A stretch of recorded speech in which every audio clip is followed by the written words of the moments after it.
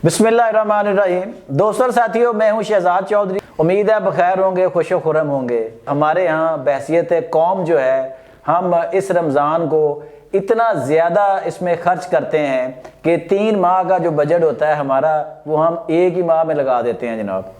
नतीजा क्या होता है कि हम जो मकसद था रोज़े का, रूह और जिस्म की पाकीज़गी, शायद हम वो दोनों नहीं हासिल कर पाते, क्योंकि हमारा मकसूद अव्वल ही सिर्फ खाना रह जाता है कि सहरी और अफ्तारी में क्या खाना है और भर भर के खाना है। आज हमने दावत दी है अपने स्टूडियो में बैनुल अक़वामी तिब्बी मुआलज प्रोफेसर हकीम सैफुल्लाह लोधी साहब को, कि वो हमें वो इलाज बिल ग़ज़ा के माहिर हैं, इलाज बिल हजामा के माहिर हैं, और इन चीज़ों पर बहुत गहरी रिसर्च जो है ना, उस पर वो अबूर रखते हैं। आज हम उनसे जानेंगे कि सहरी और अफ्तारी में कौन सी ग़ज़ा लेनी चाहिए, कौन सी मुफीद है, किन लोगों के लिए मुफीद है और कितनी लेनी चाहिए, ताकि आप रमज़ान के दोनों फ़वाइद जो हैं, जिस्मानी और रूहानी, वो हासिल कर सकें। तो आइए उनसे पूछते हैं।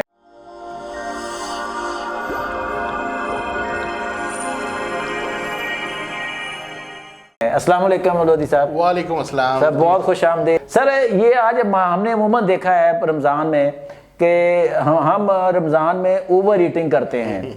ये एक ट्रेंड बन गया हुआ है। अब तो पहले होता था ना, आपने देखा था लोग अफ्तारियां कराते थे, अब लोग सहरियां भी कराते हैं जनाब। कि जी होटल्स में जाके मुख्तलिफ जगह पे जाके बड़ी हैवी किस्म की सहरी करा रहे हैं जी, ये कर रहे हैं, वो कर रहे हैं। हमने ना वो जो मकसद था ना रोज़े का, कि एतदाल में रह के खाओ या कम खाओ, वो हमने उसको पसे पुश डाल दिया है। नतीजातन क्या हुआ, जैसे कि आपने पहले भी बयान किया था एक वीडियो में, कि रोज़े का मकसद जो है वो तज़किया नफ्स है, जिस्मानी भी और रूहानी भी। आज हमारे नाज़रीन को आगाह करें तिब्बी नुक्ता नज़र से कि कौन सी ग़ज़ा उनके लिए अच्छी है, कौन सी बुरी है, और किस तरह एतदाल में रह के उन्होंने क्या खाना है। नाज़रीन को मैं सबसे पहले ये बताऊं कि रोज़ा जो है हमारे रूह की ग़िज़ा है, ठीक है ना। और मैं आपको एक छोटी सी बात बताता चलूं, आज से 20 साल पीछे अगर हम जाएं ना, मैं अपनी बात कर रहा हूं, तो रमज़ान के महीने में मैं मतब पे नहीं बैठता था। अच्छा। इबादत में ज़्यादा वक्त गुजारता था, क्योंकि मेरे पास रमज़ान के अंदर मैं मरीज़ों को कहता था कि ज़रूरत ही नहीं आपको आने की, और मरीज आते भी नहीं थे, और मैं घर पे ही रहता था। ये आज से 20 साल 2005 की बात बता रहा हूं। अच्छा, लेकिन अब मेरे पास साल के रमज़ान के महीने में जो मेरे पास एवरेज है ना पेशेंट की, उससे ज्यादा एवरेज रमज़ान में आती है, और ज्यादातर मरीज मेदे जिगर के आते हैं। ठीक है। अच्छा, वो होता क्या है, जैसे आपने बात की ओवर ईटिंग की, ठीक है। हमारे माशरे का एक तो माइंडसेट ये बन गया है कि सारी रात लोग जागते रहते हैं जी, हाँ, और सैरी करते हैं और उसके बाद फिर सो जाते हैं जी, ठीक है। ये चीज़ निहायत ही गलत है और निहायत ही सेहत के लिए मुज़र है। और जितनी ओवर हीटिंग वो करते हैं, ओवर ईटिंग करने से होता क्या है कि रोज़े का मकसद ही सारा फौत हो गया। रोज़े को बेसिकली फास्टिंग देने का मकसद ये है कि आपकी सेहत की बेहतरी, आपकी सेहत की इस्लाह, ना कि आपने अपनी सेहत उल्टा और ख़राब कर ली है। अच्छा, होता क्या है कि सहरी के पहले हम आए तो जनाब उसमें 3-3, 4-4 पराठे, और उसमें बोंग और न्यारी और जनाब सिरी पाए, और इस तरह की ग़िज़ाएं कि जो आपकी लस्सी। अच्छा, पाए खा के ऊपर से लस्सी पी लेते हैं। ला हौल वला कुव्वत। आप अंदाजा लगाएं कि वो जो एक तो आगे वो पाए वगैरह भोजल, और ऊपर से लस्सी पी के उसकी सारी तासीर ही बदल देनी है, ठीक है ना। तो ऊपर से नान खाने, ऊपर से पराठे, और पराठे भी मैदे के आटे के, ऊपर डालडा घी लगा हुआ है, और पता नहीं कौन कौन सा घी जो बाजारों में मिलता है, नाकिस जो ये लोग बेच रहे हैं, आपको पता ही नहीं उसके बारे में।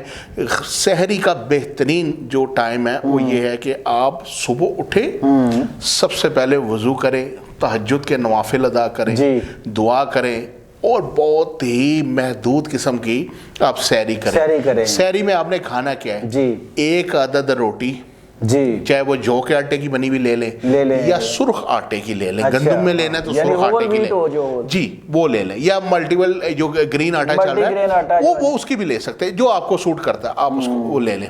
उस रोटी को आप अच्छी तरह से सेके, उसके ऊपर आप देसी घी लगा के आप उसके साथ अगर कोई एग है وہ لے لیں یا آپ کے گھر کا سالن ہے آپ وہ لے لیں, وہ آپ کے لیے بہت مفید ہے.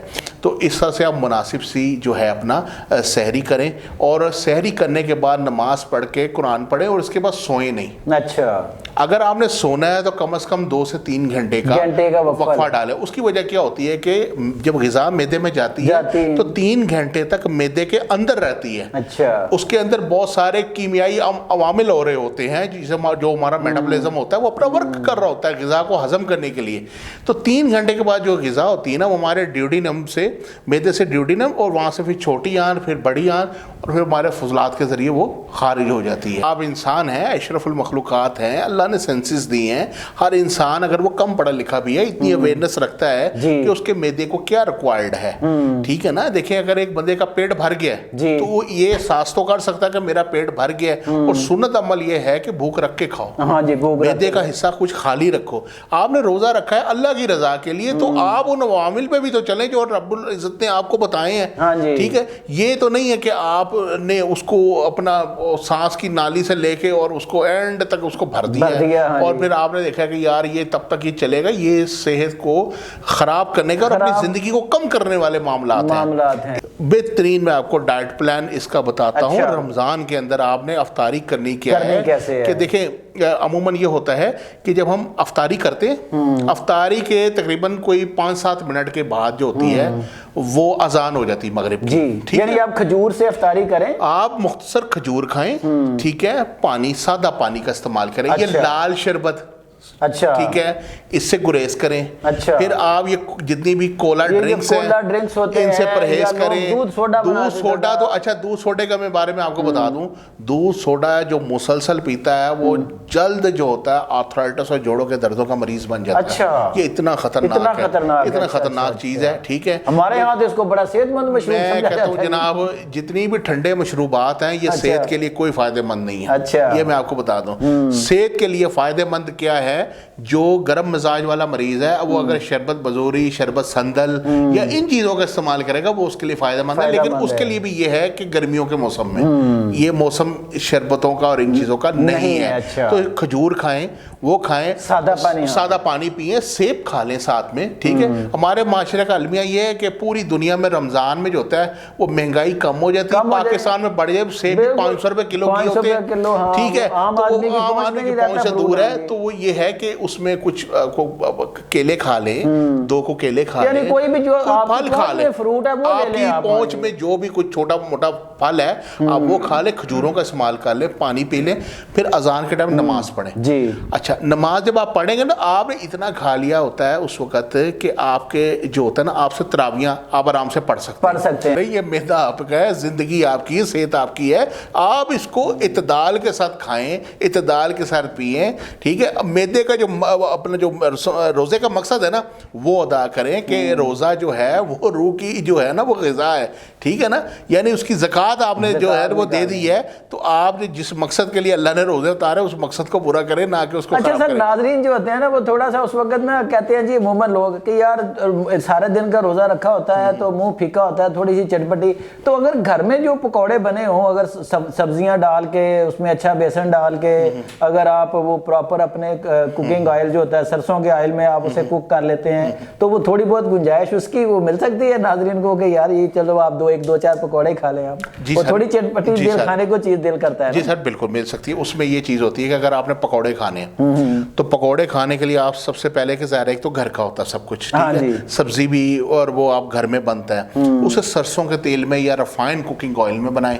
ٹھیک ہے, اور ساتھ ہاضمے دار کوئی چٹنی بنائیں جو آپ کے پودینے کی بنا لیں, اس کو اندر دہی کے اندر اور اس میں جو ہے نا انار دانہ یہ چیزیں شامل کریں, اس کے اندر کالی مرچ شامل کریں, لہسن ادرک شامل کریں. اس طرح سے آپ ایک بہترین سی چٹنی بنائیں, اس کے ساتھ کھائیں, بڑی فائدہ مند رہے گی اس کے اندر.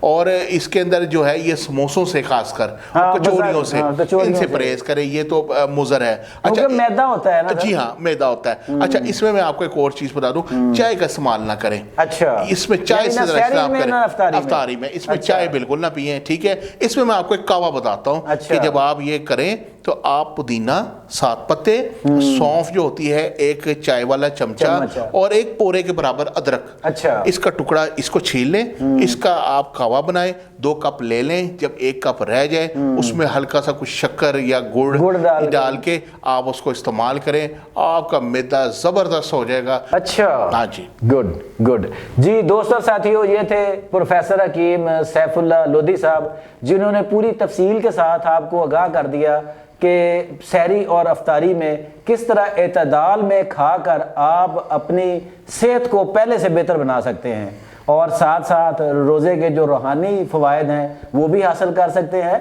और इनकी सारी गुफ्तगू से मैं इस नतीजे पर पहुंचा हूं कि अगर हम जिस तरह लोधी साहब ने बयान किया इस तरह खाना खाएं तो यकीनन हम बड़े ही लुत्फ़ के साथ इबादत भी कर सकते हैं, क्योंकि जब मैदा पुरसकून होगा, आप पुरसकून होंगे, तो फिर आपको रब को याद करने में, इबादत करने में भी वो लुत्फ़ महसूस होगा जो शायद बहुत ज़्यादा भरे हुए पेट के साथ महसूस ना हो।